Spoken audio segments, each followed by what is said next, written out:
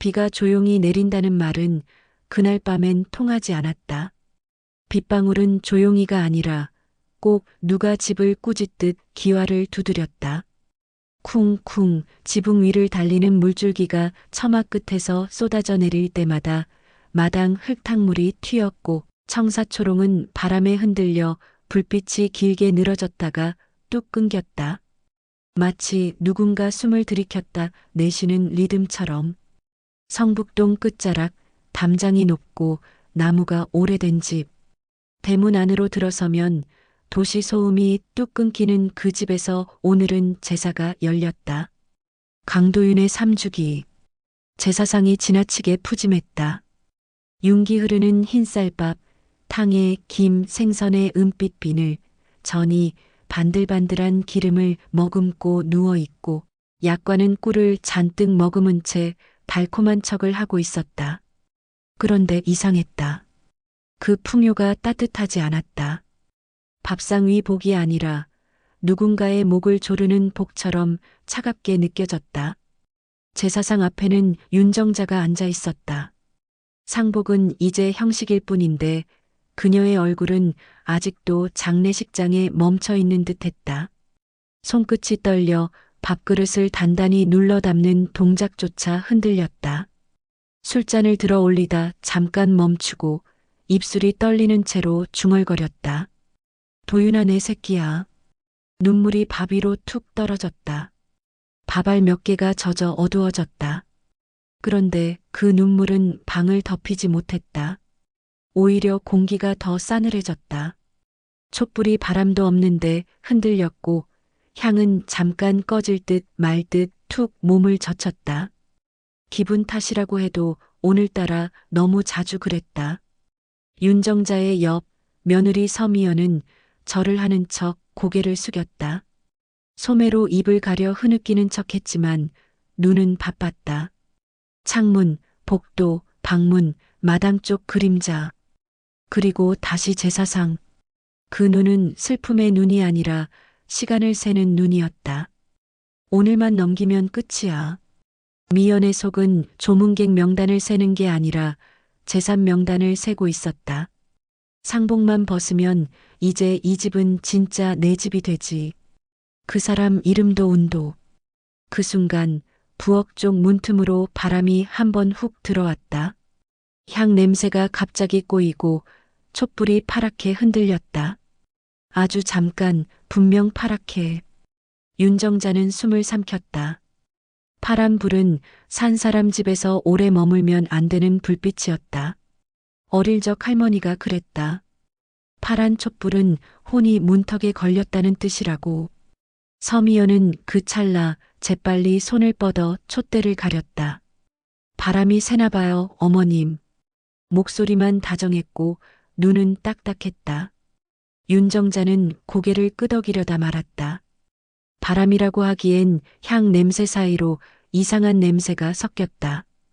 탔네. 아주 옅은 순내. 어머님. 서미연이 다시 말했다. 이제 그만 올리세요. 지나간 사람 붙잡으면 길이 질척해서 못 간대요. 말은 효심처럼 들렸지만 문장 사이가 모래처럼 까끌했다. 윤정자는 술잔을 들어 신주 쪽으로 가져갔다. 그때였다. 부스럭부스럭. 담장 너머에서 이상한 소리가 났다. 바람이 대나무를 긁는 소리도 아니고 고양이가 지나가는 소리도 아니었다. 무언가가 코로 냄새를 맡는 소리. 킁킁. 그리고 아주 인간적인 침 삼키는 소리. 꿀꺽. 윤정자의 손이 굳었다. 술잔이 공중에서 멈췄다. 서미연은 얼굴이 잠깐 굳었다가 억지로 웃음을 만들었다. 쥐가 들어왔나? 담장 위로 둥근 머리통 하나가 쑥 올라왔다. 까까머리. 얼굴은 검댕이 잔뜩. 그런데 눈만은 너무 맑겠다. 그 눈이 마치 밤을 씻어낸 것처럼 반짝였다. 우와. 머리통이 말했다. 아니, 아이였다. 닭다리 냄새다. 약과 냄새다. 아이는 담장 위에서 코를 벌름거렸다. 여기 보기 끌래? 끄럭끄럭은데 어라. 썩는 냄새도 나. 아이는 고개를 갸웃하더니 에라 모르겠다는 표정으로 담장을 훌쩍 넘어 마당에 착지했다. 쿵. 몸집은 작은데도 이상하게 땅이 울리는 느낌이 났다. 도둑. 서미연이 비명을 질렀다. 그 비명은 공포가 아니라 분노에 가까웠다. 내 제사에 끼어든 불청객에 대한 분노. 하인들이 우르르 달려나왔다. 빗자루, 막대기, 그리고 소금 바가지까지. 그런데 아이는 겁먹지 않았다. 발이 날다람쥐처럼 빠르더니 어느새 제사상 앞에 턱 앉아 있었다. 고사리 같은 손으로 닭다리를 덥석 집었다. 잘 먹겠습니다. 아이의 목소리가 또렷했다. 부처님도 배고프면 화내요. 저는 더 화나요. 와작. 닭다리 뜯는 소리가 대청에 울렸다. 엄숙해야 할 제사상이 순식간에 살아있는 밥상이 되어버렸다. 윤정자는 입을 벌리고도 말을 못했다. 서미연은 얼굴이 붉어졌다. 이 버르장머리 없는 꼬마 중놈이. 서미연이 소리쳤다. 여기가 어디라고 신성한 제사상에. 아이는 닭다리를 입에 문 채 고개를 갸웃했다. 그리고 서미연을 빤히 봤다. 그 눈빛이 너무 맑아서 오히려 어른이 찔렸다. 아줌마. 아이가 말했다. 왜 나한테 화내? 나 버려질 밥 먹어주는 착한 스님인데. 서미연이 이를 악물었다. 버려질 밥? 이건 내 남편 우리 도윤이 제사밥이야. 그때 아이가 아주 천천히 신주를 가리켰다. 손가락 끝 검댕이 촛불빛에 반짝였다.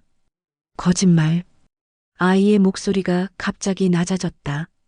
귀신은 여기 없는데? 윤정자의 손에서 술잔이 덜컥 떨렸다. 공기가 멎었다. 빗소리조차 잠깐 멀어졌다. 저 아저씨 안 죽었잖아. 아이가 말했다. 왜 산 사람 제사를 지내? 윤정자의 동공이 흔들렸다. 안 죽었다? 장난처럼 들리지 않았다. 아이의 말은 문틈으로 들어온 찬바람처럼 살속을 파고들었다. 도담아. 어디선가 들린 듯한, 들리지 않은 듯한 아이의 이름이 윤정자의 머릿속에서 번졌다. 윤정자는 자신도 모르게 입술로 그 이름을 따라했다. 도담. 서미연이 번개처럼 앞으로 막아섰다. 어머님, 듣지 마세요. 목소리가 갈라졌다. 저건 미친 애예요. 산에서 굼다 내려온 애가. 아이는 코를 킁킁 맞더니 찡그렸다. 마치 냄새를 확실히 잡아낸 사냥개처럼. 아이가 말했다. 은냄새. 서미연의 눈이 확 커졌다. 아이는 이번엔 신주가 아니라 서미연의 어깨 뒤 허공을 가리켰다. 아줌마한테서 똥냄새나. 아이가 너무도 천연덕스럽게 말했다. 거짓말쟁이 똥냄새. 그리고 코를 쥐며 인상을 찌푸렸다. 뒤에 시커먼 게 딱 붙어 있어. 하인들 몇이 움찔했다. 윤정자는 온몸에 소름이 돋았다. 서미연은 하얗게 질렸다가 금세 붉어졌다. 공포를 분노로 덮는 속도는 빠르다. 특히 붙은 것이 함께 있을 때는 더. 소금 가져와. 서미연이 소리쳤다. 왕소금. 한 바가지. 소금 바가지가 돌아오자 서미연은 그것을 낚아채 아이에게 사정없이 뿌렸다. 차르륵 따다닥. 굵은 소금 알갱이가 아이의 머리와 승복 위로 우박처럼 쏟아졌다. 그런데 아이는 울지 않았다. 바닥에 떨어진 소금 하나를 집어 입에 넣었다. 오독. 씹는 소리가 또렷했다. 아줌마. 아이가 혀를 내밀었다. 마음이 짜니까 소금도 짜다. 윤정자의 가슴이 쿵 내려앉았다. 그 말이 단순한 놀림이 아니란 걸 늙은 몸이 먼저 알아챘다. 서미연의 주변 공기가 그 순간 아주 잠깐 꺼멓게 흔들렸다. 저놈 잡아. 서미연이 빗자루를 들고 달려들려는 순간 아이는 낚싯줄 끊기듯 폴짝 뛰어내렸다. 그리고 대문 쪽으로 쪼르르 달아나며 마지막으로 고개를 획 돌렸다. 할머니, 아이의 목소리가 빗소리 사이를 쪼개고 들어왔다. 산에 어떤 아저씨가 있어. 쑥검댕이 뒤집어 쓰고 울고 있어. 배고프다고. 윤정자의 심장이 덜컥 내려앉았다. 3년 동안 꾹 눌러 담아둔 의심이 누군가 손톱으로 뚜껑을 뜯어낸 것처럼 벌어졌다. 아이는 혀를 매록 내밀고 어둠 속으로 사라졌다. 도깨비 같은 뒷모습. 그러나 윤정자는 안다. 도깨비는 장난을 치면서도 꼭 필요한 말만 남기고 간다는 걸. 윤정자는 떨리는 손으로 신주를 바라봤다. 촛불이 다시 한번 파랗게 흔들렸다. 향 냄새 사이로 순내가 더 진해졌다. 그 냄새는 마치 누군가의 숨 같았다. 산 사람 제사. 윤정자는 속으로 그 말을 되뇌었다. 그 순간 제사상은 더 이상 복이 아니었다. 누군가의 이름과 운을 훔치는 밥상이었다. 해시태그 1막 2장 봄편리 네이밍 적용 3천자 이상. 해시태그 2장 어미는 산으로 간다. 밤이 깊을수록 집안은 조용해진다. 그런데 그날의 조용함은 평온이 아니라 숨죽임이었다. 사람도 벽도 기와도 마당의 나무도 다 같이 뭔가를 들키지 않으려는 듯 조용했다. 서미연은 피곤하다며 일찍 안방으로 들어갔다. 문이 닫힐 때 찰칵 소리가 났다. 자물쇠 소리라기엔 너무 가벼운데 이상하게 무거웠다. 마치 문을 잠근 게 아니라 어떤 것을 가둔 소리처럼. 윤정자는 이불을 덮고 누웠지만 눈을 감을 수가 없었다. 눈을 감으면 제사상 위에서 닭다리를 뜯던 아이의 소리가 들렸다. 눈을 감으면 산 사람 제사라는 말이 빗물처럼 머리 위로 떨어졌다. 비는 여전히 내렸다. 창문을 두드리는 빗소리가 꼭 누군가의 손가락처럼 톡톡 치고 있었다. 윤정자는 숨을 들이켰다. 집안에는 향 냄새가 남아 있어야 했는데 그 사이로 끈질기게 섞여 들어오는 냄새가 있었다. 탄내. 정확히는 순내. 시신도 못 봤지. 3년 전의 기억이 올라왔다. 장례식장. 관을 열려는 순간 서미연이 울부짖으며 막아섰다. 어머님 보시면 충격받으세요. 너무너무 처참해요. 윤정자는 그때 며느리의 효심이라 믿었다. 믿고 싶었다. 하지만 지금 생각하면 그 울음은 슬픔이 아니라 막아야 하는 이유에서 온 울음이었다. 윤정자는 벌떡 일어났다. 가슴이 쿵쾅거렸다. 이건 늙은이의 불안이 아니라 어미의 본능이었다. 어미는 가끔 법보다 먼저 진실을 알아챈다. 그게 축복인지 저주인지 모르지만 장롱 깊숙한 곳에서 낡은 보자기를 꺼냈다.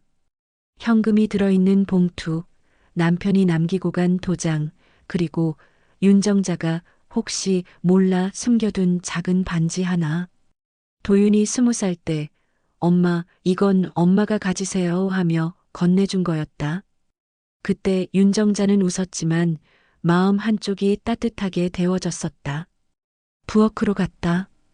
제사상에 올렸던 쑥떡 몇 덩이와 전 몇 장을 보자기에 싸며 손이 덜덜 떨렸다. 그리고 약과 한 봉지. 윤정자는 약과를 넣다가 잠깐 멈췄다. 그 아이 도담 약과 좋아한다고 했지.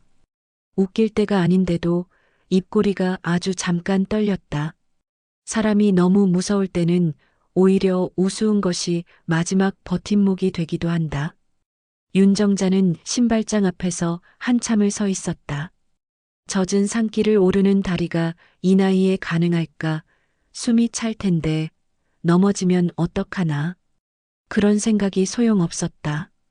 혹시가 영원히가 되는 걸 두고 볼 수 없었다. 운동화를 신고 얇은 점퍼를 걸치고 대문을 열었다. 찬 공기가 얼굴을 때렸다. 비냄새, 젖은 흙 냄새, 그리고 그 사이로 끈질기게 섞여 있는 순내. 윤정자는 속삭이듯 말했다. 도윤아, 애미가 간다. 마을 뒷산으로 이어지는 오솔길. 가로등이 여기서부터 드문드문했다. 빛이 없는 구간에서는 어둠이 덩어리처럼 몸을 눌렀다. 윤정자는 비에 젖은 낙엽을 밟으며 한 걸음씩 올라갔다. 미끄러질 때마다 심장이 덜컥했다. 하지만 멈추지 않았다. 킁킁. 어딘가에서 코로 냄새를 맡는 소리가 들렸다. 윤정자는 멈칫했다. 대나무 숲이 흔들렸고 그 안에서 작은 그림자가 휙 지나갔다. 도담아. 윤정자가 조심스럽게 불렀다. 대답 대신 낙엽이 한 번 더 바스락했다. 그리고 바람 타고 아이 목소리가 왔다. 들린 것 같기도 하고 머릿속에서 울린 것 같기도 했다. 할머니, 늦었어. 불빛 꺼지기 전에 와야 해. 윤정자는 숨이 턱 막혔다. 아이 목소리가 들렸다는 건 환청이 아니라는 뜻이었다. 윤정자는 보자기를 품에 꼭 끌어안고 발걸음을 재촉했다. 산길이 험해질수록 냄새가 진해졌다. 젖은 흙과 나무 냄새 사이로 타닥타닥 불타는 소리가 섞였다. 윤정자의 가슴이 철렁했다. 사람이 있는 곳이다. 불은 살아있는 것의 증거다. 한참을 올랐을까? 어둠 속에서 주황빛이 일렁이는 것이 보였다. 불빛이 흔들리는 방식이 집의 촛불과 달랐다. 촛불은 숨결처럼 흔들리지만 저 불빛은 배고픈 짐승의 혀처럼 날카롭게 흔들렸다. 윤정자는 나무 기둥 뒤에 몸을 숨겼다. 숨소리조차 크게 들릴까봐 입을 손으로 막았다. 폐숫가마였다. 사람들이 잘 찾지 않는 곳, 찾지 않으려 하는 곳. 숯가마는 원래 따뜻해야 하는데 저곳은 이상하게 차가웠다. 따뜻함이 아니라 태움만 남은 느낌이었다. 불이 사람을 데우는 게 아니라 사람을 굽는 느낌. 그리고 그 앞, 무거운 참나무 토막을 어깨에 지고 비틀거리며 걸어 나오는 사내가 있었다. 옷이라 부르기 민망한 누더기. 얼굴과 손발에 검댕이 잔뜩. 윤정자는 그 뒷모습을 보는 순간 입술을 틀어막고 주저앉을 뻔했다. 오른쪽 어깨가 조금 처진 구부정한 자세. 짐을 내려놓을 때 왼쪽 다리를 살짝 저는 버릇. 그건 평생을 봐 온 내 아들의 몸짓이었다. 도윤아. 윤정자의 목소리가 목에서 새어나왔다. 오래된 우물에서 올라오는 소리처럼 쉰 소리였다. 사내가 천천히 뒤를 돌았다. 불빛이 얼굴을 비췄다. 검댕투성이지만 그 이목구비는 꿈에서도 잊지 못한 얼굴. 윤정자는 눈앞이 하얘졌다. 기쁨이 먼저가 아니었다. 공포가 먼저였다. 살아있다는 사실이 너무 크고 무거워서 기쁨이 끼어들 틈이 없었다. 윤정자는 비에 젖어 미끄러지면서도 달려갔다. 그리고 사내를 끌어안았다. 아이고 아이고 내 새끼. 살아있는 체온. 땀 냄새. 순내와 땀 냄새와 비 냄새가 섞여 있었지만 그건 분명 살아있는 사람 냄새였다. 그런데 사내의 반응이 이상했다. 사내 강도윤은 윤정자를 끌어안지 않았다. 오히려 겁에 질린 눈으로 윤정자를 거칠게 밀어냈다. 으아, 저리 가. 때리지 마. 도윤은 숯가마 구석으로 뒷걸음질 치며 머리를 감싸쥐었다. 눈빛에는 총기가 없었다. 그 눈빛은 5살 아이의 눈빛 같았다. 윤정자의 심장이 찢어졌다. 도윤아, 나다. 애미다다. 날 몰라보겠느냐? 도윤은 울음을 터뜨렸다. 몰라 배고파. 그때였다. 지붕 위에서 툭 소리가 나더니 작은 그림자가 불빛 속으로 뛰어내렸다. 까까머리 동자 쓴 도담이었다. 도담은 입에 뭔가를 물고 있었다. 닭다리뼈. 제사상에서 가져온 그 뼈를 아직도 쪽쪽 빨고 있었다. 상황이 이런데도 애는 참 한결같았다. 이런 애가 제일 무섭다. 세상 이치에 안 맞는 침착함. 할머니, 도담이 말했다. 내가 말했지. 안 죽었다고. 도담은 도윤의 더벅머리를 살짝 들추었다. 귀 뒤쪽에 움푹 파인 흉터가 드러났다. 넘어져서 생긴 상처가 아니었다. 둔기로 찍어 눌린 듯한 자국. 윤정자는 숨이 멎었다. 눈물은 멈췄다. 대신 어미의 눈에 불이 켜졌다. 누가? 윤정자의 목소리가 떨렸다. 누가 내 새끼를? 도담은 코를 킁킁 맞더니 아주 짧게 말했다. 똥냄새 아줌마. 그리고 은냄새 나는 아저씨. 그 말이 끝나기도 전에 숲속에서 요란한 발소리가 터졌다. 저기다. 불빛이다. 잡아. 쥐새끼들. 횃불이 여러 개 흔들리며 다가왔다. 사람들의 그림자가 나무 사이로 길게 늘어졌다. 그 그림자들은 전부 몽둥이를 들고 있었다. 윤정자는 본능적으로 도윤을 끌어안았다. 도윤은 공포에 질려 버둥거렸다. 도담이 윤정자의 옷자락을 잡아당겼다. 할머니. 도담이 속삭였다. 지금부터는 도깨비 놀이 아니야. 진짜야. 비는 계속 내렸다. 그리고 그 비 속에서 업보의 아궁이가 사람을 삼키려 입을 벌리고 있었다. 좋아. 그럼 이름 리셋 버전 강도윤 윤정자 서미 연최인석 도담 그대로. 이어서 바로 3장 4장 본편으로 달린다. 민담 판타지 규칙 징조 진실, 냄새제, 불업보, 아이 경계의 문지기 계속 유지. 마이너스 마이너스 마이너스. 해시태그 1막 3장 본편 3천자 이상. 해시태그 3장 아궁이의 사람. 횃불은 멀리서 보면 별빛처럼 예쁘다. 하지만 가까이 오면 그건 불이 아니라 이빨이었다. 사람을 물어뜯는 이빨. 숲 사이로 횃불들이 흔들리며 다가올수록 윤정자의 목 뒤가 싸늘해졌다. 불빛이 나뭇잎을 핥고 지나가며 그림자를 찢었다. 찢긴 그림자들이 땅바닥에서 길게 비틀거렸다. 저기다. 불빛. 숯가마 근처야. 도망 못 간다. 거친 목소리들. 몽둥이들이 나무를 긁는 소리. 포승줄이 질질 끌리는 소리. 윤정자는 본능적으로 강도윤을 끌어안았다. 도윤은 겁에 질려 몸을 비틀며 웅얼거렸다. 때리지 마, 나무 옮겼어, 나무 옮겼어. 그 말이 너무 처절해서 윤정자는 숨이 막혔다. 살아있는 아들이 앞에 있는데도 아들은 살아있는 것 같지 않았다.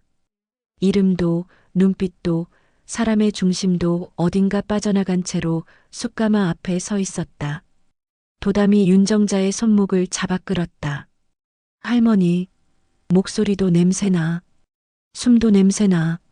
조용히. 숨도 냄새가 나니 너는 참. 윤정자가 속삭이려 하자 도담이 손바닥으로 입을 딱 막아버렸다. 아이 손인데도 묘하게 단단했다. 손바닥에 숯가루가 묻어 까칠했고 그 까칠함이 윤정자의 정신을 바짝 깨웠다. 도담은 코를 킁킁 맞더니 숯가마 안쪽을 가리켰다. 저쪽으로. 저쪽은 불이 죽었어. 죽은 불은 냄새가 약해. 죽은 불? 윤정자가 묻는 순간 도담은 이미 앞장서 뛰고 있었다. 윤정자는 도윤의 팔을 잡아 끌었다. 도윤은 버둥거리다 말고 이상하게도 도담을 보더니 따라 움직였다. 아이가 도윤에게는 어떤 기준이 되는 듯했다. 도윤의 눈이 밥이나 불 말고 누군가를 따라간 건 지금이 처음이었다. 세 사람은 숯가마 뒤편으로 돌았다. 그곳엔 커다란 통들이 있었다. 검게 찌든 물통, 숯을 씻고 남은 검은 물과 빗물이 섞여 고여 있는 통. 통 옆에는 낡은 삽 깨진 양동이, 숯부스러기 더미. 냄새는 확실히 있었다. 젖은 숯내, 그리고 오래 탄 재 냄새. 그 냄새는 사람을 눌렀다. 도담이 갑자기 멈춰섰다. 쉿. 아이의 눈이 반짝였다. 반짝이는데 장난기가 아니라 계산이었다. 횃불이 가까워졌다. 발소리가 숯가마 주변을 둘러싸기 시작했다. 여기서 끊겼어. 불은 살아있는데 사람은 안 보여. 뒤져. 윤정자의 심장이 목구멍까지 뛰었다. 도윤이 입을 열려고 했다. 엄마가 아니라 무서워 같은 소리가 나올 것 같았다.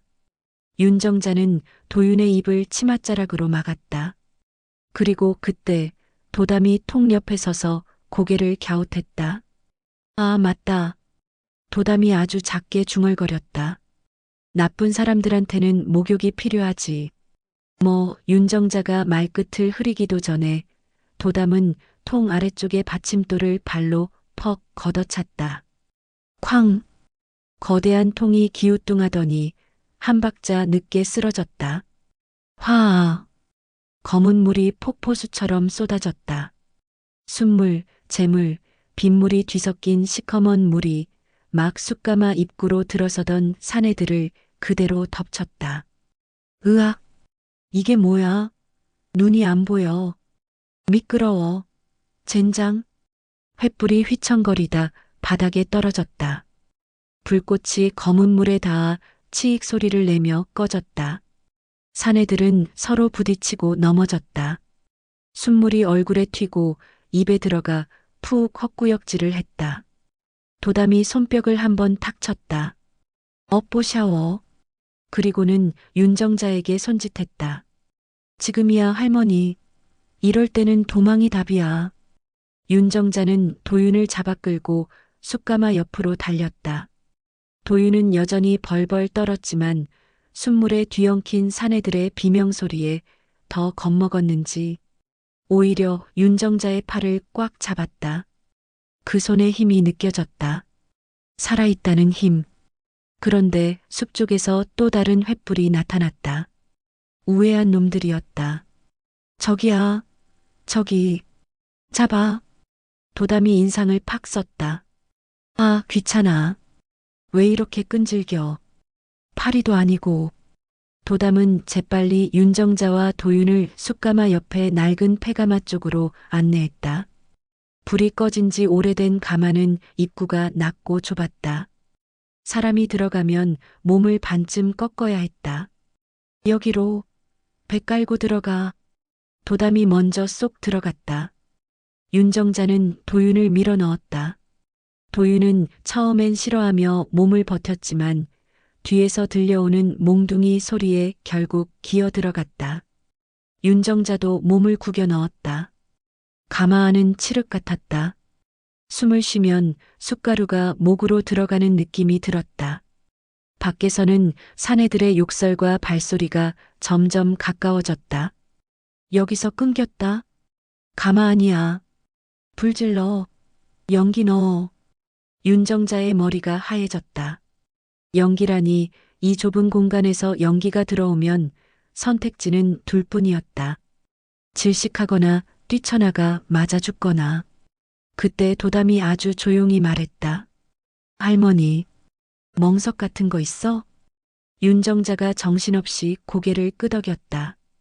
가마 안구석에 낡은 멍석이 한 장 있었다. 도담은 그 멍석을 잡아 윤정자와 도윤의 머리 위로 덮어 씌웠다. 이거 쓰면 냄새가 덜 나. 도담이 속삭였다. 무서워도 땀 냄새 나면 들켜. 땀 냄새는 거짓말이랑 비슷해. 급한 냄새니까. 윤정자는 무슨 소린지 다 이해할 수 없었다. 하지만 이상하게도 도담이 말하는 냄새의 법칙은 여기선 진짜 법칙 같았다. 밖에서 불 붙이는 소리가 났다. 연기 냄새가 틈새로 스며들기 시작했다. 윤정자는 숨을 참았다. 도윤의 어깨가 들썩이며 울음이 터질 것 같았다. 도담이 도윤의 귀에 바짝 입을 대고 속삭였다. 형아, 울면 안 돼. 울면 똥 냄새 말고 눈물 냄새가 나. 그 냄새는 나쁜 놈들이 더 좋아해. 도윤이 멈칫했다. 형아? 도윤이 자기를 형으로 부르는 호칭에 이상하게 반응했다. 멍하던 눈이 도담에게로 조금 모였다. 그 순간 밖에서 누군가 소리쳤다. 안 나오면 가마를 통째로 태워버린다. 연기가 더 진해졌다. 윤정자의 눈이 메워졌다. 윤정자는 품속의 현금 봉투를 꽉 쥐었다. 돈으로 막을 수 없는 게 있다는 걸 알면서도 손이 그걸 놓지 못했다. 손에 잡히는 게 그것뿐이었다. 도담이 갑자기 주섬주섬 뭔가를 꺼냈다. 동그란 자갈돌 몇 개, 그리고 고무줄이 팽팽한 새총. 아이 손엔 너무 익숙한 도구였다. 이걸로 얼마나 많은 걸 맞춰봤는지 손가락에 굳은 살이 박여 있었다. 도담이 씩 웃었다. 나쁜 아저씨들. 불장난은 진짜 큰일 나. 도담은 틈새로 밖을 들여다보며 새총을 겨눴다. 윤정자는 당황했다. 사람을 맞추려는 거냐? 하지만 도담의 조주는 사람 머리통이 아니었다.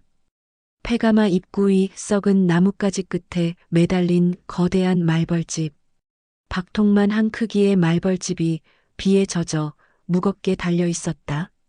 도담이 입술을 앙다물었다. 그리고 아주 작게 주문처럼 중얼거렸다. 나무 아미탑을 관세음보살. 잠깐 숨을 들이키고 덧붙였다. 부처님, 저놈들 엉덩이에 독침 좀 놔줘요. 진짜로. 피잉 탁. 돌멩이가 날아가 말벌집 한가운데를 정확히 때렸다. 말벌집이 툭 떨어져 바닥에서 산산이 부서졌다. 윙윙윙. 검은 구름이 터져 나왔다. 말벌들이 분노의 덩어리처럼 솟구쳐 올라 눈에 보이는 움직이는 것에게 달라붙었다. 으악. 말벌이다. 미친. 도망쳐. 횃불이 떨어지고 몽둥이가 굴러가고 사내들이 서로 치고받고 구르며 난장판이 됐다. 그 소리가 너무 생생해서 윤정자는 멍석 아래에서 이를 악물었다. 도윤은 입을 틀어막고 떨었다. 도담이 멍석을 들치며 속삭였다. 지금이야. 뛰어. 세 사람은 연기 자욱한 가마를 빠져나왔다. 밖은 비가 여전히 내리고 있었지만 그 비가 오히려 고마웠다. 연기 냄새를 씻어주고 발자국을 흐리게 해주고 숨을 숨겨주니까. 도담은 산길을 미친 듯이 달렸다. 윤정자도 도윤의 손을 잡고 달렸다. 숨이 턱 끝까지 차올랐다. 넘어질 것 같았다. 그런데 도윤이 어느 순간 윤정자의 손을 끌어주는 쪽으로 힘을 줬다.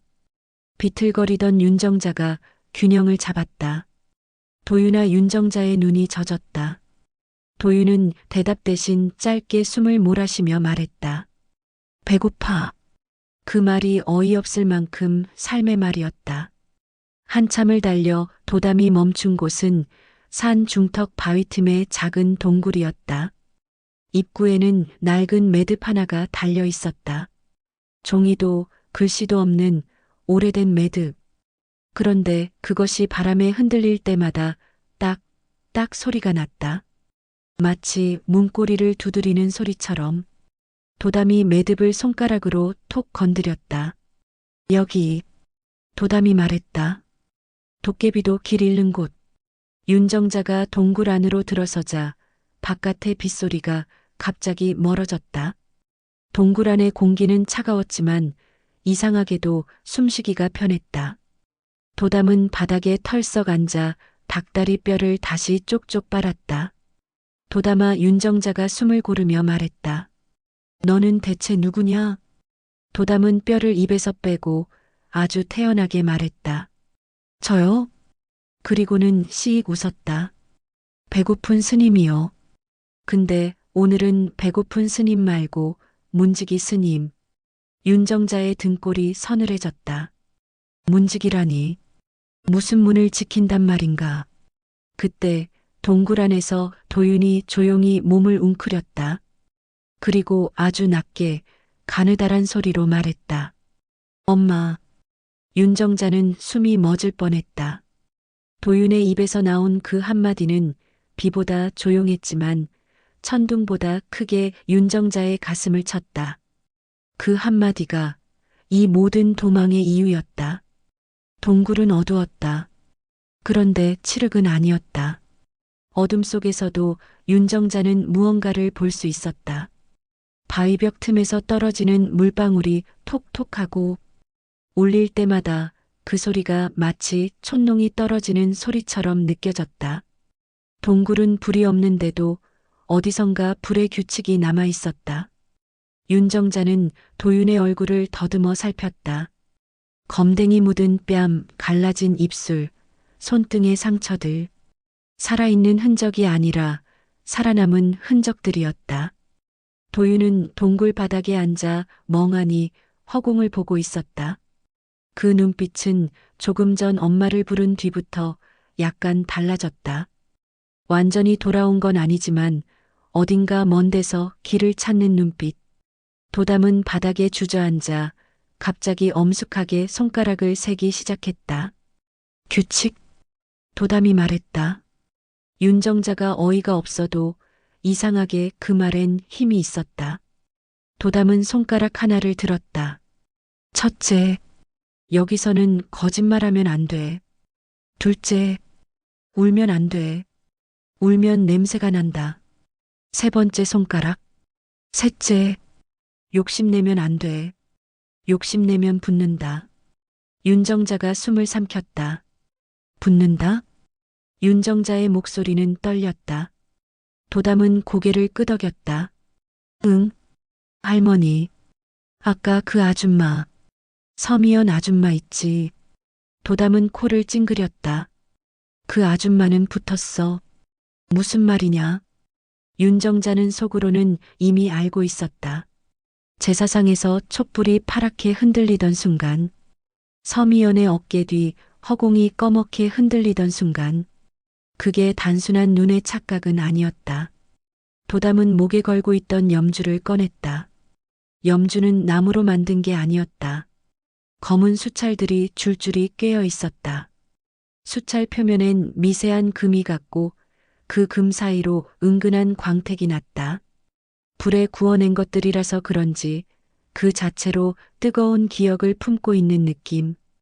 이거는 수첨주. 도담이 말했다. 절 할아버지가 만들어줬어. 숯가마에서 나온 업보를 꿰면 진실이 보인대. 윤정자가 그 말을 믿을 수 있을까? 그런데 오늘 밤만큼은 믿지 않는 쪽이 더 이상했다. 도담은 염주를 도윤 쪽으로 가져갔다. 도윤은 본능적으로 뒤로 물러나려 했다. 형아. 도담이 아주 낮게 말했다. 아프지? 아픈 데는 이유가 있어.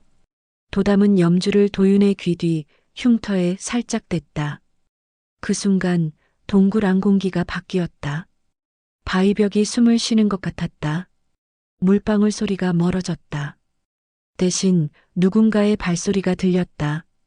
젖은 돌 위를 밟는 발소리. 윤정자의 눈앞이 흔들렸다. 동굴이 사라지고 비가 쏟아지는 절벽이 나타났다. 비바람이 몰아치던 밤. 도윤 강도윤이 절벽 끝에 앉아 있었다. 손에는 서류 봉투 같은 것이 있었다. 젖어 무거워진 봉투를 품에 넣는 순간 뒤에서 발소리가 났다. 도윤이 돌아보며 웃었다. 미연아, 여기까지 웬일이야. 위험하니까 오지 말라 했잖아. 서미연이 서 있었다. 도롱이를 깊게 눌러 쓴 채. 그런데 그녀의 얼굴은 웃지 않았다. 눈은 차가웠다. 얼음을 이고 있는 눈이었다. 그 옆엔 최인석이 있었다. 산길을 잘 아는 사람처럼 서 있었다. 손에는 몽둥이 같은 것이 들려 있었다. 하지만 몽둥이보다 더 무서운 건 그의 표정이었다. 이 일은 이미 끝났다는 표정. 서미연이 말했다. 도윤 씨. 그 목소리는 부드러웠지만 부드러움이 칼날처럼 섬뜩했다. 당신만 없으면 돼요. 도윤이 웃음을 잃었다. 뭐? 서미연이 한 걸음 다가왔다. 당신만 사라지면 이 집도 돈도 내 인생도 다 내 거니까. 윤정자는 숨이 멎었다. 그 말은 며느리가 시어머니 앞에서 할 수 있는 말이 아니었다.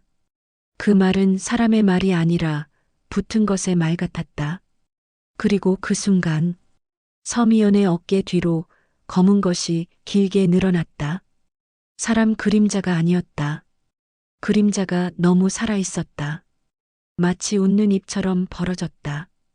최인석과 서미연이 동시에 도윤의 등을 밀었다. 으악! 도윤의 몸이 절벽 아래로 곤두박질 쳤다. 바위에 머리가 부딪히는 소리. 쿵! 피가 비에 섞여 흐르는 장면. 윤정자는 비명을 지르려 했지만 목소리가 나오지 않았다. 그 대신 동굴 안에서 도담이 씩씩거리는 숨을 내쉬었다. 봐. 도담이 말했다. 나쁜 아줌마. 도담이 염주를 떼자 환영은 꺼지듯 사라졌다. 동굴의 어둠이 다시 돌아왔고 물방울 소리가 다시 들렸다. 하지만 윤정자의 안에는 더 이상 어둠만 있지 않았다. 그 안에 불이 있었다. 불이 확실히 켜졌다. 윤정자는 도윤의 흉터를 떨리는 손으로 만졌다. 도윤이 움찔했다. 윤정자는 물었다. 도윤아, 저 말 들었느냐? 도윤은 멍하니 윤정자를 봤다. 그리고 아주 낮게 말했다. 미연. 그 이름을 말하는 순간 도윤의 눈에 눈물이 맺혔다. 그 눈물은 공포의 눈물이 아니라 배신의 눈물 같았다. 도담이 코를 킁킁 맞더니 윤정자 쪽으로 몸을 기울였다. 할머니.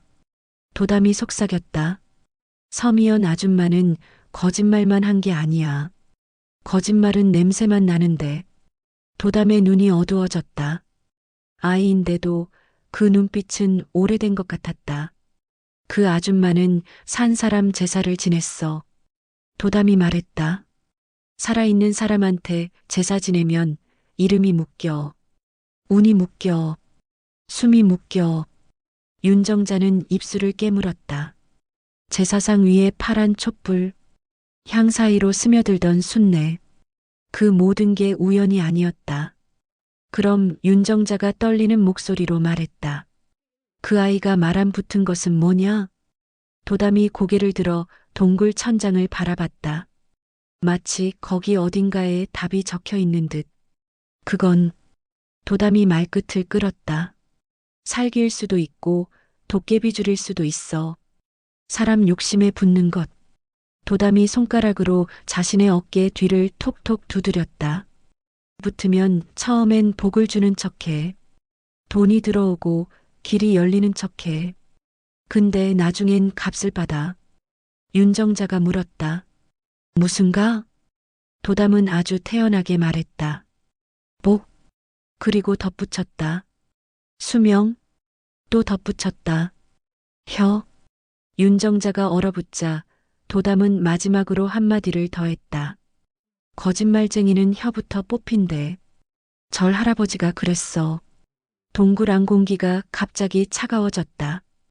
바깥 빗소리가 멀어지더니 대신 어디선가 풍악 소리가 아주 희미하게 들려오는 듯했다. 정확히는 아직 아닌데 예고처럼. 다가올 판의 예고처럼. 도담이 입꼬리를 올렸다. 내일. 도담이 말했다. 내일은 잔치판이야. 나쁜 아줌마랑 은냄새 아저씨 결혼한다고. 윤정자의 눈이 번쩍 떴다. 뭐라고? 도담은 고개를 끄덕이며 씩 웃었다. 그 웃음이 너무 장난스러워서 오히려 무서웠다. 도깨비는 잔치판을 좋아해. 도담이 말했다. 탐욕이 끓는 데가 제일 맛있거든. 윤정자는 도윤의 손을 꽉 잡았다. 도윤이 그 손을 놓지 않았다. 그 작은 감각이 윤정자에겐 희망이었다. 그리고 그 희망은 곧 결심이 됐다. 윤정자의 목소리가 낮게 갈렸다. 그래. 윤정자가 말했다. 그럼 내일 우리가 그 잔치판에 간다. 도담이 손뼉을 탁 쳤다. 오케이. 그리고는 아주 현실적인 말을 덧붙였다. 근데 그 전에 밥. 도담이 윤정자의 보자기를 가리켰다. 쑥떡 있지? 형아 먹이면 형아 돌아와. 윤정자는 고개를 끄덕이며 보자기를 풀었다. 쑥떡의 향이 동굴 안에 퍼졌다. 그 향이 마치 잃어버린 이름을 부르는 냄새처럼 번졌다. 도윤의 눈이 그 향을 따라 움직였다. 그 눈동자 안에서 아주 작은 불씨가 다시 켜지기 시작했다. 동굴 안에 쑥떡 냄새가 퍼지자 공기가 아주 조금 따뜻해진 것 같았다. 정확히는 따뜻해졌다기보다 어둠이 한 겹 얇아졌다. 민담의 어둠은 물리적인 빛이 아니라 마음의 층이라서 냄새 하나로도 얇아진다. 윤정자는 보자기를 풀어 쑥떡을 꺼냈다. 비에 젖어 모서리가 찌그러졌고 떡 표면엔 흙먼지가 살짝 묻었지만 그건 문제가 아니었다. 쑥떡은 원래 험한 길을 지나야 맛이 난다. 게다가 이 떡은 제사상 위에 올라갔다 내려온 떡이었다. 산 사람 제사의 밥상을 지나온 쑥떡이라니. 웃기게도 그래서 더 힘이 있을 법했다.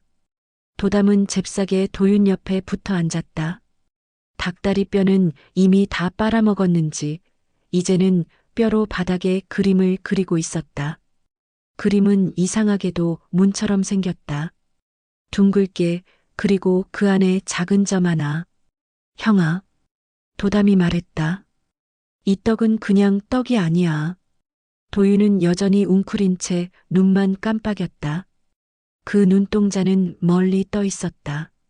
사람이 아니라 사람이었던 흔적이 동굴 바닥에 앉아 있는 느낌. 윤정자는 떡을 조심히 떼어 도윤의 입가로 가져갔다. 도윤아 애미가 해준 거다. 손이 떨렸다. 떡이 떨림을 타고 흔들렸다. 도윤의 코끝이 움찔했다. 그리고 아주 작게 목구멍이 움직였다. 침을 삼키는 소리 꿀꺽. 윤정자는 숨을 삼켰다. 이건 먹고 싶다는 신호이기도 했지만 더 중요한 신호가 있다. 기억이 혀끝으로 돌아오려는 신호. 도담이 속삭였다. 형아, 씹어. 삼키지 말고. 씹어야 기억이 붙어. 기억이 붙어? 윤정자가 반문하자 도담이 고개를 끄덕였다. 응. 기억은 소화가 아니라 씹는 거야. 삼키면 몸으로만 가고 씹으면 머리로도 가. 말이 웃긴데 묘하게 맞는 말이었다. 윤정자는 떡을 더 작게 떼어 도윤의 입안에 넣어줬다. 도윤이 천천히 씹었다. 우걱우걱. 첫 두 번은 거의 본능이었다. 세 번째부터 동작이 느려졌다. 그 느려짐이 윤정자에게는 기적처럼 보였다. 쑥 향이 동굴 안에 퍼졌다. 그 향은 3년 전 도윤이 과거 시험을 보러 올라가던 날의 냄새와 똑같았다. 윤정자는 그날 새벽을 기억했다. 도윤이 신발끈을 묶으며 말하던 소리도 어깨에 짐을 매던 동작도 금방 다녀오겠습니다 하던 목소리도 그리고 그날 윤정자는 쑥떡을 보자기에 싸서 몰래 넣어줬다. 길에서 배고프면 먹어라. 말은 담담히 했지만 사실은 그 떡에 돌아오라는 마음을 잔뜩 묻혀 넣었다. 도윤의 눈에서 눈물이 한 줄기 흘렀다. 그 눈물은 공포의 눈물이 아니었다. 돌아오는 눈물이었다. 돌아올 길을 찾는 눈물. 도담이 도윤의 어깨에 손을 얹었다. 그리고 장난기 없는 목소리로 말했다. 형아, 이거 엄마 떡이야. 엄마가 형아 죽었다고 생각해서 울면서 만든 떡. 그 말이 도윤의 눈에 박혔다. 도윤이 떡을 씹다 말고 멈췄다. 동공이 흔들렸다. 마치 바닥 깊은 곳에서 무언가가 올라오는 것처럼. 머리가. 도윤이 낮게 신음했다. 머리가 깨질 것 같아. 윤정자는 도윤을 끌어안았다. 아가, 괜찮다. 괜찮다. 그런데 손끝으로 느껴지는 도윤의 이마가 뜨거웠다. 열이 아니라 불씨 같은 뜨거움. 도윤은 갑자기 양손으로 머리를 감싸쥐고 바닥을 굴렀다. 숨이 거칠어졌다. 그 입에서 쏟아지는 말들이 처음엔 의미가 없었는데 점점 의미가 생겼다. 밀지 마시오. 부인. 왜 그러시오? 그 말은 바보의 중얼거림이 아니라 사건의 언어였다. 기억이 돌아올 때 사람은 설명이 아니라 그때의 말을 먼저 한다. 기억은 늘 대사로 돌아온다. 도담이 염주를 만지작거리며 중얼거렸다. 돌아온다, 혼이 제자리 찾는다. 그리고 그 순간 도윤의 몸부림이 뚝 멈췄다. 동굴 안이 갑자기 조용해졌다. 물방울 소리만 남았다. 윤정자는 숨을 죽였다. 도윤이 천천히 고개를 들었다. 그 눈빛이 달랐다. 초점이 있었다. 사람의 눈이었다. 도윤은 윤정자의 손을 잡았다. 손끝이 떨리면서도 말은 또렷했다. 어머니, 도윤이 말했다. 소자 강도윤이옵니다. 윤정자의 심장이 멎을 뻔했다. 그 목소리, 3년 만에 듣는 온전한 아들의 목소리. 도윤아 내 새끼. 윤정자는 울음이 터질 것 같았지만 도담의 말이 떠올랐다. 울면 냄새가 난다. 윤정자는 울음을 삼키고 대신 아들의 손을 더 꽉 잡았다. 도윤은 숨을 길게 내쉬었다. 그리고 아주 낮고 차갑게 말했다. 저를 절벽에서 민 것은 사고가 아니었습니다. 잠깐 멈추고 이빨 사이로 말을 뱉었다. 서미연이었습니다. 그리고 최인석. 윤정자의 입술이 하얗게 질렸다. 분노가 피보다 먼저 올라왔다. 하지만 도윤은 손을 들어 윤정자를 진정시켰다. 어머니, 지금은 성급하면 안 됩니다. 그 말투가 선비 같았다. 아들이 돌아왔다. 그런데 그냥 돌아온 게 아니라 칼을 든 채 돌아왔다. 도윤은 누더기 안주머니에서 헝겊에 쌓인 물건 하나를 꺼냈다. 윤정자가 숨을 삼켰다. 동굴 안어둠 속에서도 그 물건은 이상하게 빛을 먹고 있었다.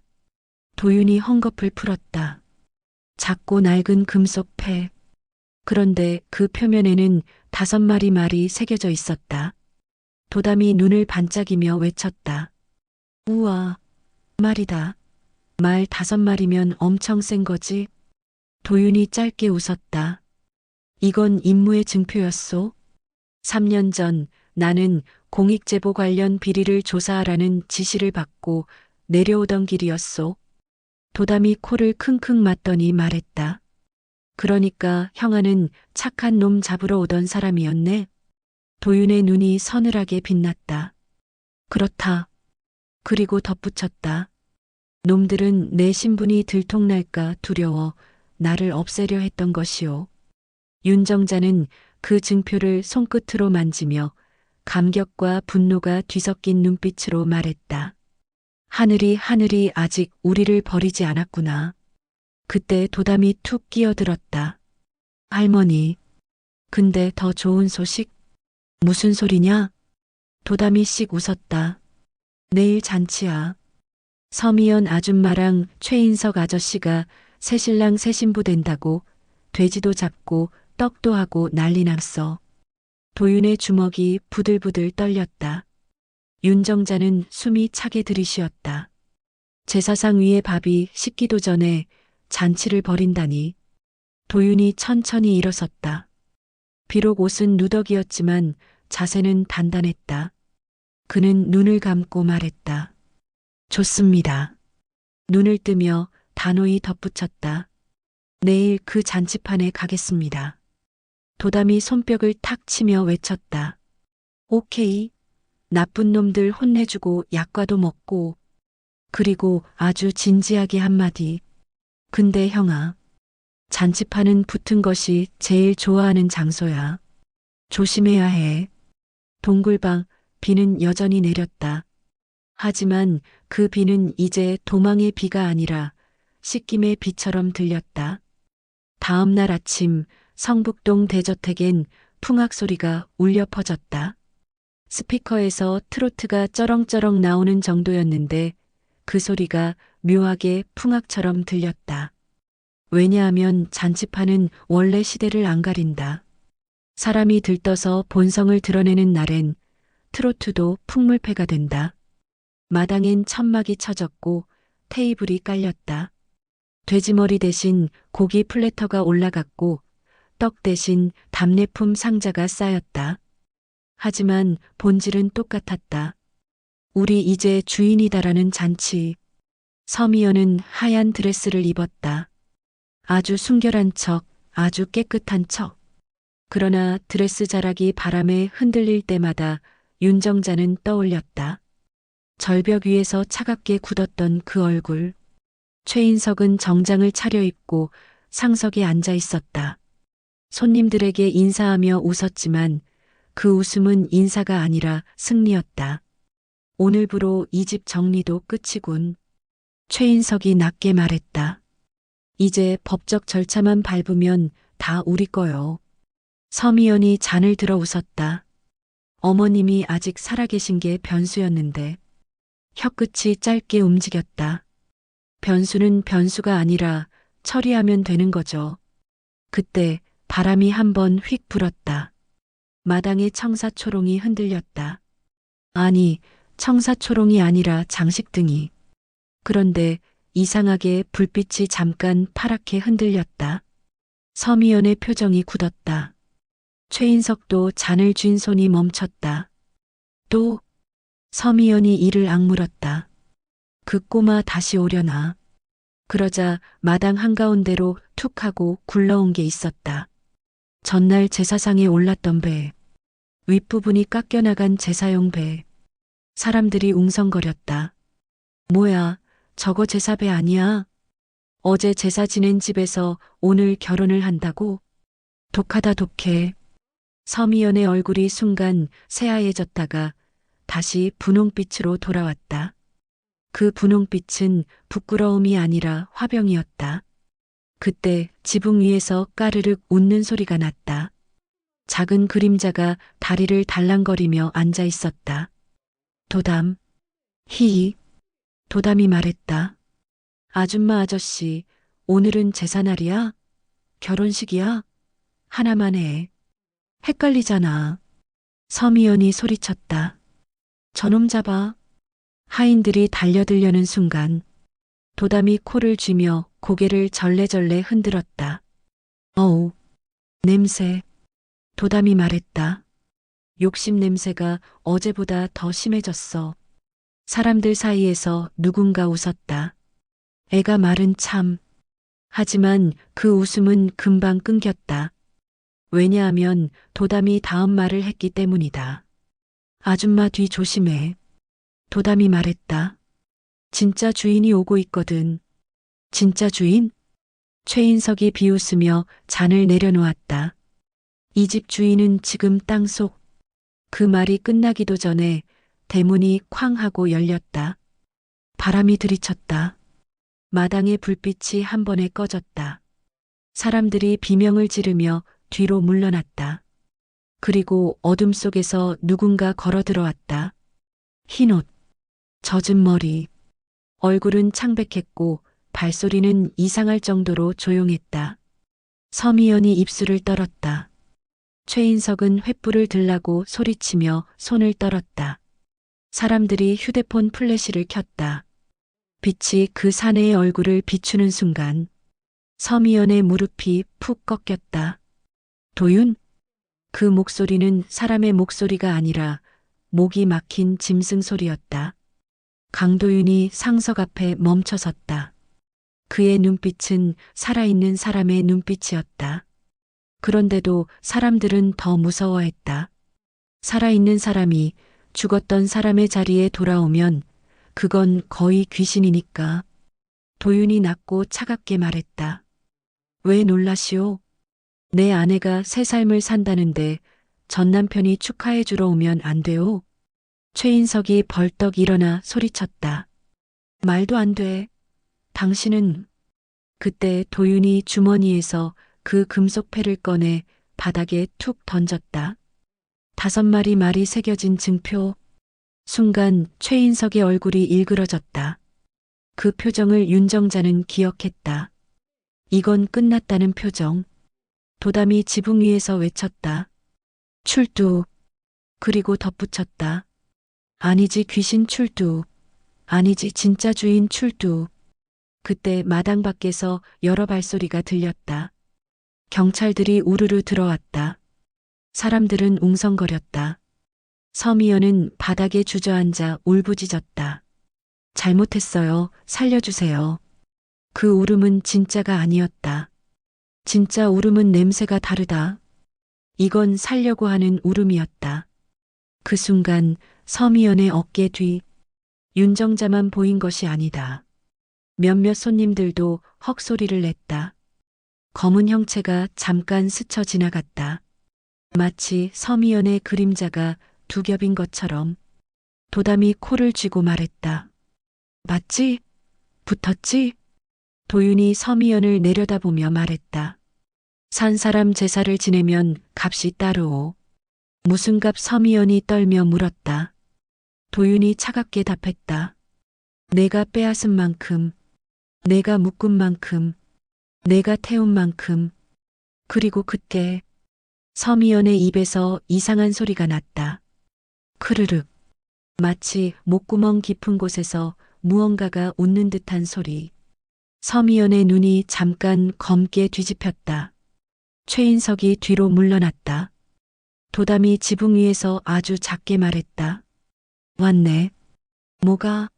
누군가 물었지만 도담은 대답하지 않았다. 대답 대신 도담의 눈이 반짝였다. 그 반짝임은 장난이 아니라 경고였다. 살기. 도담이 낮게 말했다. 값 받으러 오는 거. 바람이 불었다. 파란 불빛이 다시 한번 흔들렸다. 그리고 마당의 공기가 무거워졌다. 윤정자는 깨달았다. 이 잔치판은 단순한 복수극이 아니다. 붙은 것의 계약을 끊어야 끝나는 싸움이다. 도윤이 조용히 윤정자의 앞에 섰다. 마치 어머니를 보호하듯. 어머니. 도윤이 말했다. 이제부터는 사람이 아니라 붙은 것과 싸우는 일이요. 도담이 지붕 위에서 손뼉을 한번 탁 쳤다. 그래서 내가 문지기지. 그리고 씩 웃으며 덧붙였다. 약과는 끝나고 먹자. 지금은 냄새가 너무 지독해. 마당의 공기가 무거워진 건 기분 탓이 아니었다. 사람들이 동시에 숨을 얕게 쉬기 시작하면 그 공간은 방이 아니라 가마가 된다. 숨이 안 돌고 말이 안 나오고 마음이 푹 꺼진다. 서미연의 어깨 뒤로 스친 검은 형체는 잠깐이었다. 하지만 잠깐이 더 무서운 법이다. 보이는 것보다 보였다가 사라지는 것이 더 사람을 미치게 하니까. 사람들은 휴대폰 플래시를 더 켰다. 빛이 많아지자 오히려 더 어두워졌다. 빛이 닿는 자리마다 그림자가 생기고 그 그림자가 서로 겹치며 마치 살아있는 것처럼 꿈틀거렸다. 최인석이 뒷걸음질 치며 소리쳤다. 이거 뭐야? 이거 연출이야? 누가 장난친 거야? 그 말이 끝나기도 전에 서미연의 목에서 크르륵 소리가 한 번 더 흘러나왔다. 이번엔 웃음 같았다. 사람의 웃음이 아니라 목구멍 안에 다른 입이 하나 더 있는 웃음. 서미연이 고개를 들었다. 눈동자가 잠깐 검게 뒤집혔다가 다시 돌아왔다. 하지만 돌아온 건 서미연이 아니었다. 말로 설명하기 어려운 무언가가 서미연을 빌려 쓰는 느낌이었다. 왜들 그래? 서미연이 웃었다. 입꼬리는 웃는데 눈은 웃지 않았다. 잔치판인데 이렇게 다들 굳어 있어? 도담이 지붕 위에서 코를 막았다. 왔다. 도담은 장난기 없이 중얼거렸다. 살기는 웃을 때 냄새가 더 심해. 강도윤은 한 걸음 앞으로 나섰다. 그가 서미연을 바라보는 눈빛은 분노보다 더 차가웠다. 분노는 뜨겁지만 차가운 눈빛은 끝내자는 눈빛이다. 서미연. 도윤이 낮게 불렀다. 내가 한 짓은 사람의 죄가 아니라 금기의 죄다. 서미연이 고개를 갸웃했다. 금기. 혀끝이 입술을 한번 훑었다. 금기는 들키면 금기고 안 들키면 비밀이지. 그 말이 나오자 마당의 장식등이 파랗게 한번 흔들렸다. 윤정자가 숨을 삼켰다. 파란 불빛, 경계가 열리는 징조. 도담이 지붕에서 훌쩍 내려오며 말했다. 형아, 할머니, 여기서는 사람 말로 싸우면 져. 아이답지 않게 단호했다. 살기는 말로 안 나가. 규칙으로 나가. 윤정자가 떨리는 목소리로 물었다. 규칙이라니? 도담은 손가락을 탁 펼쳤다. 검댕이 묻은 손바닥이 빗물에 젖어 반질거렸다. 첫째, 산 사람 제사 지낸 밥상은 다시 진짜 제사로 씻어야 해. 둘째, 소금은 뿌리면 안 돼. 소금은 닿는 거라서 오히려 붙은 걸 안에 가둬. 셋째, 쑥불. 도담이 윤정자를 보며 말했다. 쑥불은 길을 보여. 길이 보여야 나가. 도윤이 도담을 바라보았다. 쑥불이라. 윤정자는 그 말에 번뜩였다. 쑥떡? 쑥향? 도윤을 돌려놓은 열쇠가 쑥이라면 붙은 것을 돌려보내는 열쇠도 쑥일 수 있었다. 도담이 덧붙였다. 그리고 마지막. 아이의 목소리가 낮아졌다. 살기는 값을 받으러 와. 값이 안 맞으면 못 나가. 그래서 우리가 해야 할 건 값을 돌려주는 거야. 값을 돌려준다? 도윤이 묻자 도담은 고개를 끄덕였다. 응. 뺏은 운, 묶은 이름, 태운 시간. 도담은 마치 오래전부터 알고 있던 것처럼 말했다. 그걸 돌려주면 살기는 이 집에 붙을 이유를 잃어. 서미연이 갑자기 낄낄 웃었다. 웃기네. 그럼 내가 뭘 돌려줘? 돈? 지? 도윤? 다 내 거였어야. 그 순간 서미연의 목소리가 두 겹으로 갈라졌다. 한 겹은 서미연의 목소리, 한 겹은 낮고 젖은 소리. 마치 숯가마에서 젖은 나무가 탈 때 나는 소리처럼 지지직 갈라지는 소리. 최인석이 비명을 지르며 뒤로 넘어졌다. 저거 사람 아니야. 사람들이 웅성거리는 사이 도담이 마당 한가운데로 걸어 나왔다. 아이의 작은 발이 무릉덩이를 밟을 때마다 찰박 소리가 났다. 그 소리가 이상하게도 북소리처럼 들렸다. 도담이 말했다. 잔치판 가운데 제사판 차릴게. 뭐? 손님들이 술렁였다. 애가 미쳤나? 경찰 불러. 그 와중에 누군가는 속으로 생각했다. 근데 왜 믿고 싶지? 사람은 이해 못하는 걸 믿을 때가 있다. 너무 무서울 때는 더.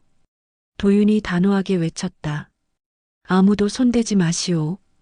그리고는 옆에 서 있던 수사관들에게 낮게 말했다. 지금은 제 절차로 하겠습니다. 증거는 이미 확보돼 있습니다. 다만 마무리는 여기서. 수사관은 황당한 표정이었지만 상황이 상황인지라 고개를 끄덕였다. 이 집 마당에서 일어나는 건 이미 범죄 현장이 아니라 민담 현장이 되어 있었다. 윤정자는 떨리는 손으로 쑥떡 보자기에서 남은 쑥을 꺼냈다. 정확히는 떡은 거의 다 먹었지만 보자기 안쪽에 쑥향이 잔뜩 남아 있었다. 윤정자는 부엌 쪽으로 뛰어가 쑥차 티백과 향초, 그리고 작은 녹그릇을 가져왔다. 도담이 지시했다.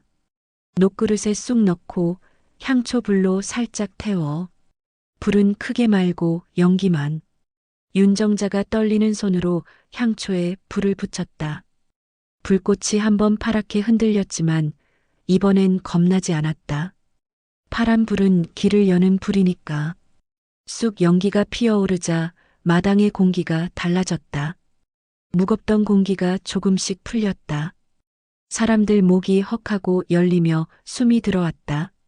그 숨이 내 숨이 되는 순간 공포는 반쯤 깨진다.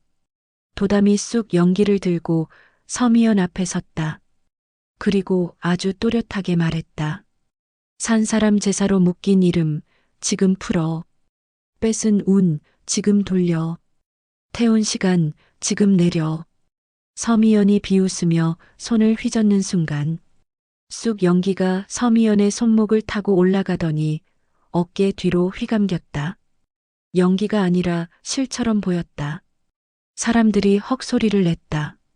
휴대폰 화면에도 그 실 같은 연기가 찍혔다. 그게 더 무서웠다. 환상이 아니라는 뜻이니까. 서미연의 어깨 뒤에서 검은 형체가 꿈틀거렸다. 이번엔 숨지 않았다. 검은 형체가 서미연의 몸에서 반쯤 분리된 것처럼 공중으로 길게 늘어졌다. 도윤이 낮게 말했다. 너는 내 죽음을 빌려 내 이름으로 살았다. 그러니 내가 돌려줄 건 돈이 아니라 이름이다. 도윤이 한 걸음 더 나서며 외쳤다. 강도윤은 죽지 않았다. 죽었다는 거짓의 제사를 당장 거두어라. 그 말이 떨어지자 장식등이 동시에 파랗게 흔들렸다. 그리고 마당 한가운데 전날 제사상에 쓰였던 그릇들이 딱 하고 소리를 내며 깨졌다. 누가 던진 것도 아닌데. 그릇은 거짓을 담고 있으면 스스로 깨질 때가 있다. 도담이 마지막 규칙을 말했다. 값을 보여줘. 윤정자가 떨리는 손으로 도윤의 증표를 들었다. 도윤이 그 패를 마당 바닥에 툭 놓았다. 그 패 위로 쑥 연기가 스며들었다. 도담이 손가락으로 패를 톡 쳤다. 이건 바깥의 법. 그리고 서미연을 가리켰다. 근데 살기는 바깥 법만으로는 안 나가. 안쪽 법이 필요해. 도담이 윤정자를 보며 말했다. 할머니 말해. 산 사람 제사를 지낸 건 잘못이다. 나는 속았다. 그리고 내 아들을 다시 부른다. 윤정자의 목소리는 떨렸지만 그 떨림이 오히려 힘이었다. 떨리지 않는 고백은 고백이 아니다. 윤정자가 말했다. 내가 속았다. 내가 내 아들을 죽었다고 믿었다. 하지만 강도윤은 살아있다. 나는 내 아들의 이름을 다시 부른다. 그 순간 서미연의 어깨 뒤 검은 형체가 꽉 움켜진 것처럼 일그러졌다. 살기는 들켰을 때 힘이 약해진다. 숨을 곳이 사라지니까. 서미연의 목에서 두 겹 목소리가 동시에 튀어나왔다. 돌려주면 내가 굶어. 그 말은 서미연이 아니라 살기의 말이었다. 살기는 남의 운을 먹고 산다. 그래서 욕심 많은 사람과 잘 붙는다. 서로 먹는 방식이 비슷하니까. 도담이 코를 막고 말했다. 그럼 굶어. 아이의 목소리가 아주 차갑게 들렸다. 남의 거 먹고 살면 원래 굶는 거야. 도담은 쑥 연기를 크게 한번 휘둘렀다. 쑥 연기가 서미연의 어깨 뒤로 확 퍼지며 검은 형체를 문 쪽으로 몰아넣는 것처럼 보였다. 그때 마당 바닥에 물웅덩이가 이상하게 소용돌이쳤다. 빗물이 아니라 검은 잉크가 풀린 듯한 소용돌이. 도담이 말했다. 문 열린다. 서미연의 몸이 한번 크게 경련했다. 그리고 퍽 하고 무릎을 꿇었다. 검은 형체가 소용돌이 쪽으로 빨려 들어가듯 사라졌다. 순간 마당의 공기가 가벼워졌다. 사람들이 동시에 숨을 크게 들이켰다. 누군가는 울음을 터뜨렸다. 이번엔 냄새나는 울음이 아니라 살았다는 울음이었다. 서미연은 바닥에 쓰러진 채 눈만 멍하게 뜨고 있었다. 최인석은 기어가듯 도망치려다 수사관들에게 붙잡혔다. 그는 울부짖었다. 난 협박받았어. 저 여자가. 도윤이 차갑게 말했다. 너희는 서로 협박한 게 아니라 서로의 욕심을 칭찬했을 뿐이다. 도담이 옆에서 툭 덧붙였다. 욕심은 칭찬 먹고 더 커져. 그리고는 한숨을 쉬었다. 어휴 냄새 빠졌다. 이제야 사람 사네. 살기가 빠져나간 뒤의 마당은 이상하게 조용했다. 폭풍이 지나간 자리는 늘 조용하지만 그 조용함은 끝이 아니라 다시 시작의 조용함이다. 수사관들은 최인석과 서미연을 분리해 앉혔다. 윤정자는 도윤의 얼굴을 바라보았다. 젖은 머리, 쑥검댕이 흔적, 상처투성이 손. 하지만 그 눈빛은 살아있었다. 그리고 그 눈빛이 윤정자를 바라볼 때마다 윤정자의 속에서 3년짜리 돌덩이가 하나씩 풀려나가는 느낌이었다. 도윤아. 윤정자가 손을 뻗어 아들의 뺨을 쓰다듬었다. 손끝이 떨렸지만 이번엔 공포가 아니라 믿음의 떨림이었다. 도윤이 조용히 말했다. 어머니, 죄송합니다. 아니, 윤정자가 고개를 저었다. 내 새끼를 내가 못 알아봤으니. 도윤은 잠깐 눈을 감았다. 그리고 아주 낮게 거의 속삭이듯 말했다. 그래도 어머니가 제 이름을 다시 불러주셨습니다. 그게 돌아오는 길이었습니다. 그 말에 윤정자는 결국 울음을 터뜨릴 뻔했지만 도담이 옆에서 툭 말했다. 울어도 돼. 이제 울음 냄새 나도 괜찮아. 그러고는 코를 킁킁 맞더니 덧붙였다. 근데 할머니 울음은 냄새가 좋아. 짠내 말고 따뜻한내. 윤정자가 웃다가 울었다. 웃음과 울음은 원래 친척이다. 둘 다 숨이 흔들리니까. 그때 도담이 마당 한가운데 서서 양팔을 쫙 벌렸다. 마치 공연 끝난 배우처럼. 자, 도담이 외쳤다. 이제 약과.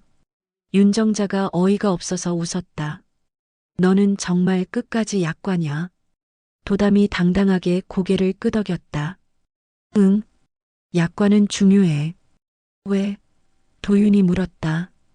도담이 진지하게 말했다. 악한 냄새는 오래가. 근데 약과 냄새는 그걸 덮어. 착한 냄새는 달콤해야 이겨.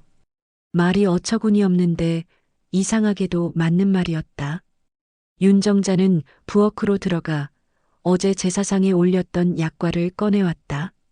기름에 절어 반짝이고 꿀이 묻어 손가락이 끈적해지는 그 약과. 도담은 약과를 한 입 크게 베어 물었다. 그리고는 눈을 크게 떴다. 이 집 약과 진짜다. 도윤이 피식 웃었다. 윤정자도 웃었다.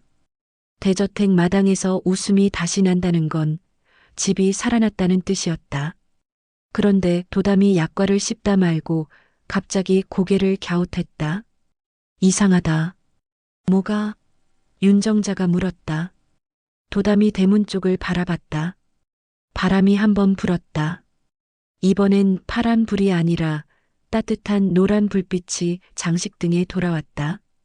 그 불빛이 도담의 눈동자에 반사되어 별처럼 반짝였다. 도담이 낮게 말했다. 문이 닫힌다. 윤정자의 가슴이 철렁 내려앉았다. 문? 너 어디 가려고? 도담은 어깨를 으쓱했다. 난 문지기잖아. 문 닫히면 문지기는 필요 없어. 말투는 장난스러운데 내용은 이별이었다. 도윤이 도담 앞에 쪼그려 앉았다. 도담아, 너는 어디서 왔느냐? 도담은 약과를 마지막으로 한 입 더 베어 물고는 입안 가득 꿀 묻은 목소리로 말했다. 나도 잘 몰라. 근데 알아. 억울한 데는 항상 문이 열려. 그 문 옆에는 항상 내가 있어. 윤정자는 뭔가를 깨달았다. 도담은 이 집 아이가 아니라 이 집의 한이 부른 아이였다. 산 사람 제사라는 금기가 열어버린 틈새로 억울함이 도담을 불러온 거였다. 윤정자는 조심히 물었다. 그럼 너는 다시 올 거니? 도담이 씩 웃었다. 밥 떨어지면 오지. 그리고 덧붙였다. 근데 이제 이 집은 밥이 남을 거야. 진짜 주인이 돌아왔으니까. 도윤이 도담에게 손을 내밀었다. 고맙다. 도담은 그 손을 탁 치며 장난쳤다. 인사는 됐고 약과 한 봉지 더. 윤정자와 도윤이 동시에 웃었다. 윤정자는 부엌에서 작은 봉투를 가져와 약과를 가득 담아 도담에게 건넸다. 도담은 봉투를 둘러매고 자기 몸짓만한 보따리처럼 보이게 대문 쪽으로 걸어갔다. 대문 앞에서 도담이 한번 뒤돌아봤다. 그 눈빛은 장난기와 진지함이 동시에 있었다. 아이인데 오래된 어른 같았다. 할머니, 도담이 말했다. 산 사람 제사는 이제 하지 마. 산 사람은 살아있는 밥 먹여야 돼. 죽은 사람은 기억으로만 보내. 윤정자가 울먹이며 고개를 끄덕이자 도담은 마지막으로 손을 흔들었다. 착하게 살면 복와, 약과처럼 달콤한 복. 그리고 아주 작게 혼잣말처럼 덧붙였다. 거짓말하면 아직도 똥 냄새나. 도담은 담장 옆 어둠으로 스며들듯 사라졌다. 정말로 사라졌다. 방금까지 거기 있던 아이가 바람에 낙엽 한 장 날아가듯 흔적 없이. 윤정자는 한참을 대문 앞에 서 있었다. 도윤이 옆에서 말했다. 어머니, 이 집 다시 숨 쉬는 것 같습니다. 윤정자는 천천히 하늘을 올려다봤다. 비는 멎었고 구름 사이로 얇은 달빛이 내려왔다. 윤정자는 아주 조용히 대답했다. 그래, 이제는 산 사람 밥상을 차리자. 그리고 살아있는 이름으로 살아가자. 대저택 마당에 봄바람이 불었다. 그 바람은 순내를 완전히 걷어냈고 대신 약과 냄새 같은 달콤함이 희미하게 남았다. 사람들은 언젠가 그 냄새를 기억할 것이다. 억울함이 풀린 자리에서 달콤한 냄새가 남았다는 걸. 그리고 혹시 모른다. 어느 날 또 누군가가 거짓말로 남의 이름을 묶으려 한다면 어딘가 담장 위에서 까까머리 아이가 코를 킁킁 맡으며 말할지도. 어우 냄새. 여기 또 문 열렸네. 오늘 이야기 여기까지입니다. 끝까지 들어주셔서 감사합니다.